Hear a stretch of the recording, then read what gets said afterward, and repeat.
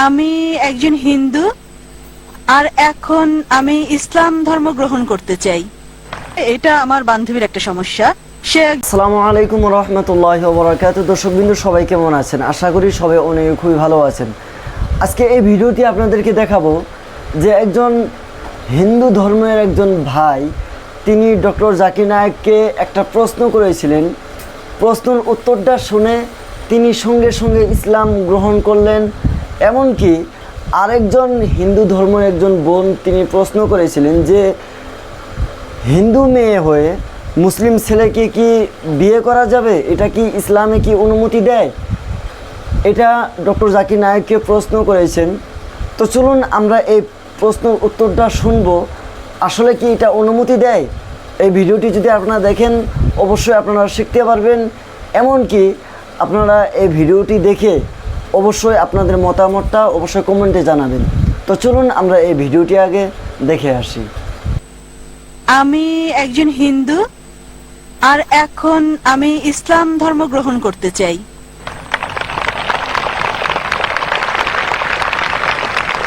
বোন বললেন যে আপনি একজন হিন্দু আর এখন ইসলাম গ্রহণ করতে চান। আপনি কি নিজের ইচ্ছায় এটা করছেন? নিজের ইচ্ছায় কি আপনি ইসলাম গ্রহণ করছেন বোন? হ্যাঁ। কেউ কি আপনাকে বাধ্য করছে এটা করতে? কেউ জোর করেনি, নিজের ইচ্ছায় তা করছি আমি। মাশাআল্লাহ। জিজ্ঞেস করলাম নিজের ইচ্ছায় ইসলাম গ্রহণ করতে চান? আপনি কি মানেন যে আল্লাহ এক? জি স্যার। আর আপনি কি এটা মানেন যে মুহাম্মদ সাল্লাল্লাহু আলাইহি ওয়াসাল্লাম হলেন আল্লাহর শেষ নবী? হ্যাঁ মানেন? মানি। আচ্ছা, আমি আপনাকে কালেমা পড়াবো। প্রথমে আরবিতে বলবো, পরে বাংলা করে দেব। আচ্ছা ঠিক আছে। আশহাদু আশহাদু আল্লাহ আল্লাহ ইলাহা ইলাহা ইল্লাল্লাহ ইল্লাল্লাহ ওয়া আশহাদু আশহাদু আন্না আন্না মুহাম্মাদান মুহাম্মাদান আবদুহু আবদুহু ওয়া রাসূলুহু ওয়া রাসূলুহু। আমি সাক্ষ্য দিচ্ছি আমি সাক্ষ্য দিচ্ছি যে যে আল্লাহ ছাড়া আল্লাহ ছাড়া কোনো মাবুদ কোনো মাবুদ নাই নাই আর আর মুহাম্মদ মুহাম্মদ সাল্লাল্লাহু সাল্লাল্লাহু আলাইহি ওয়াসাল্লাম আলাইহি ওয়াসাল্লাম তার তার বান্দা বান্দা এবং রাসূল। এবং রাসূল। মাশাআল্লাহ বোন, আপনি এখন মুসলমান হয়েছেন। ঠিক। আল্লাহ আপনাকে উত্তম প্রতিদান দিক আর আল্লাহ আপনাকে জান্নাত নসিব করুক। আমি দোয়া করি আল্লাহ সুবহানাহু ওয়া তাআলার কাছে যাতে জান্নাত দেন আপনাকে। আর ইনশাআল্লাহ আমার আল্লাহর কাছে আমরা দোয়া করি যাতে আপনার জীবনে শান্তি আসে আর এই তিনটা অর্জন করতে পারেন, যে আল্লাহর সন্তুষ্টি, এই পৃথিবীতে শান্তি এবং আখিরাতে জান্নাত ইনশাআল্লাহ। আমার একটা নাম রেখে দিন আপনি। বোন বললেন যে আমি আপনার একটা নাম রেখে দিই। আপনি আপনি আয়েশা রাখতে পারেন। আয়েশা রাখতে পারেন, আয়েশা। আচ্ছা। পরবর্তী প্রশ্ন দ্বিতীয় নম্বর মাইক থেকে দূরে মহিলাদের মধ্য থেকে। হ্যালো, শুভ সন্ধ্যা স্যার। আমার নাম রুবি পার্কার আর আমি একজন ড্রেস ডিজাইনার। আসলে এটা আমার বান্ধবীর একটা সমস্যা। সে একজন মুসলিম আর বিয়ে করেছে একজন হিন্দুকে। তবে সে ইসলাম পালন করে আর তার স্বামী হিন্দু ধর্ম পালন করে। এখন সে এবং তার পরিবার বিষয়টাকে সহজভাবে নিতে পারছে না। তাই দয়া করে এ বিষয়ে কিছু বলবেন কি? কারণ সে এ ব্যাপারে দ্বিধাদ্বন্দ্বে আছে আর ও লোকটাকে সে প্রচন্ড ভালোবাসে। প্রশ্নটা ঠিক করে বুঝছি না বোন। আপনি বললেন একজন মুসলিম মেয়ে হিন্দু ছেলেকে বিয়ে করেছে আর সে ভালোবাসা ছাড়া কিছু বোঝে না, সে এখন কি করবে, এটাই কি প্রশ্ন বোন? হ্যাঁ, বিয়ে করেছে নাকি করেনি? বিয়ে করেছে, কোর্ট ম্যারেজ। Court marriage. বোন বললেন যে একজন মুসলিম মেয়ে হিন্দু ছেলেকে বিয়ে করেছে, সে ভালোবাসায় পাগল, কোর্ট ম্যারেজ, তার কি করা উচিত? কোরআন যা বলছে তা হচ্ছে সূরা বাকারা অধ্যায় 2 আয়াত 221 বলা হয়েছে যে মুশরিক নারীকে বিয়ে করো না, মূর্তি পূজারী নারীকে বিয়ে করো না যতক্ষণ না সে ঈমান আনে। বিশ্বাসী নারী যদি কৃতদাসীও হয়, অবিশ্বাসী নারীর চেয়ে সে অনেক উত্তম, যদিও সে তোমাকে মুগ্ধ করে। আয়াতের পরের অংশ বলছে মুশরিক পুরুষকে বিয়ে করো না, কোন মূর্তি পূজারীকে বিয়ে করো না, যদিও সে তোমাকে মুগ্ধ করে, যতক্ষণ না সে ঈমান আনে।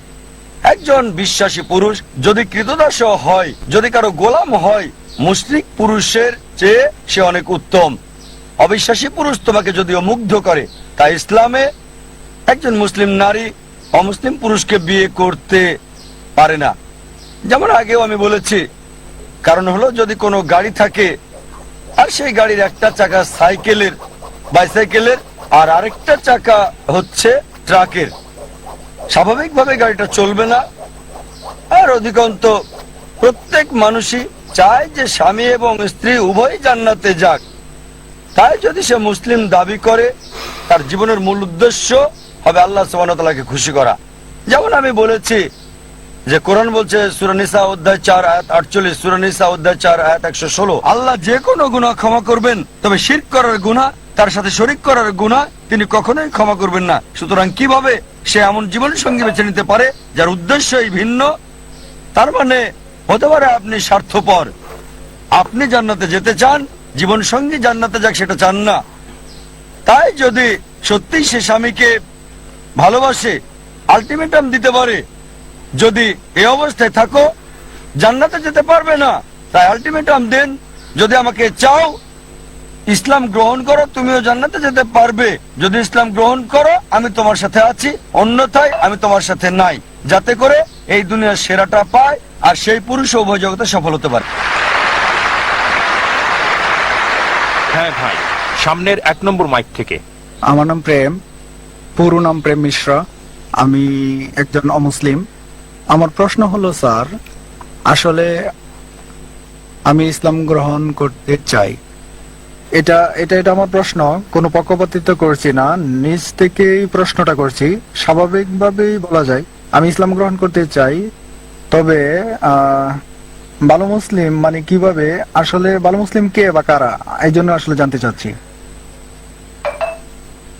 ভাই যদি শুনতে ভুল না করে আপনি ইসলাম গ্রহণ করতে চান আর জানতে চান আসল মুসলিম কি, হ্যাঁ, কিভাবে ভালো মুসলিম হওয়া যায়। কিভাবে ভালো মুসলিম হবেন? ভাই ভালো মুসলিম হতে হলে, মুসলিম মানে যে নিজের ইচ্ছাকে আল্লাহর কাছে সমর্পণ করে।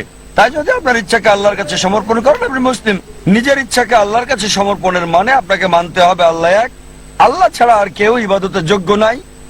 বিশ্বাস করতে হবে মুহাম্মদ সাল্লাল্লাহু আলাইহি ওয়াসাল্লাম সর্বশেষ এবং চূড়ান্ত নবী। আর যখন আপনি কোরআন পড়বেন, যা আমি আগে লেকচারে বলেছি, এটা সর্বশেষ এবং চূড়ান্ত নির্দেশিকা বই মানব জাতির জন্য। তাই যদি কোরআন পড়েন এবং আমল করেন, আল্লাহর নির্দেশ মেনে চলেন, যদি বিরত থাকেন যেগুলো আল্লাহ নিষেধ করেছেন সেগুলো থেকে, তাহলে আপনি একজন সত্যিকারের মুমিন হতে পারবেন।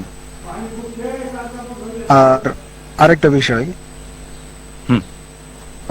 স্যার আমার সম্পূর্ণ পরিচয়টা কি বদলাতে হবে, যেটা আমার অমুসলিম অবস্থায় ছিল? আপনার নাম, এটা বাধ্যতামূলক কিনা তিনি জিজ্ঞেস করছেন।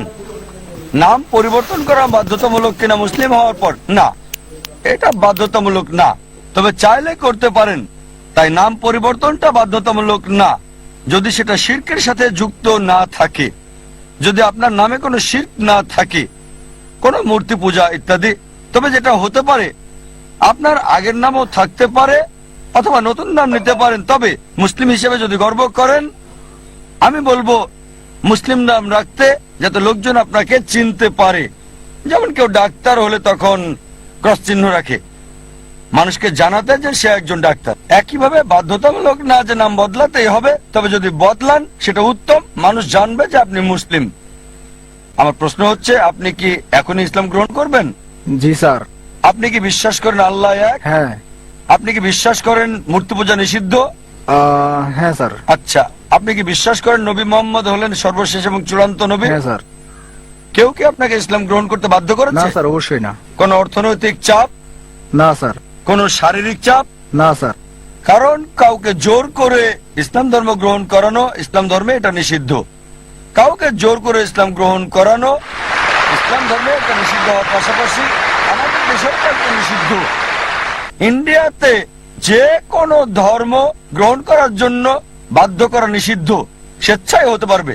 যদি ইসলাম গ্রহণ করতে চান কেউ আপনাকে বাধা দিতে পারবে না, এমনকি রাষ্ট্রও পারবে না সেটা। তাই যদি ইসলাম গ্রহণ করতে চান আমি বলবো আমার সাথে বলেন, ঠিক আছে? ঠিক আছে স্যার। আশহাদু أشرب আল্লাহ الله ইলাহা إله ইল্লাল্লাহ إلا الله ওয়া আশহাদু أشرب আন্না أن মুহাম্মাদান محمد আবদুহু أبو ওয়া রাসূলুহু। ورسوله। আমি সাক্ষ্য দিচ্ছি আবার বলবেন স্যার। আমি সাক্ষ্য দিচ্ছি আমি সাক্ষ্য দিচ্ছি যে যে কোনো কোনো ঈশ্বর নেই ঈশ্বর নেই আল্লাহ ছাড়া, আল্লাহ ছাড়া, এবং এবং নবী মুহাম্মদ নবী মোহাম্মদ সাল্লাল্লাহু আলাইহি সাল্লাম সাল্লাল্লাহু আলাইহি সাল্লাম হলেন হলেন বান্দা বান্দা এবং রাসূল এবং রাসূল আল্লাহর। আল্লাহ। মাশাআল্লাহ, ভাই এখন মুসলিম। ধন্যবাদ। আমি আপনাকে মঞ্চে আহ্বান করছি কোরআনের একটা কপি নিয়ে যাওয়ার জন্য, যাতে ভালো আমলকারী মুসলিম হতে পারেন, সেজন্য কোরআনের একটা কপি উপহার দিতে চাচ্ছি। ভলান্টিয়ার ভাইদের অনুরোধ করব কোরআনের একটা কপি এখানে দিয়ে যেতে। ভাই আপনি মঞ্চে আসেন প্লিজ। আমি আপনাকে কোরআনের একটা অনুবাদ কপি দিতে চাই, যাতে আপনি একজন ভালো আমলকারী মুসলিম হতে পারেন।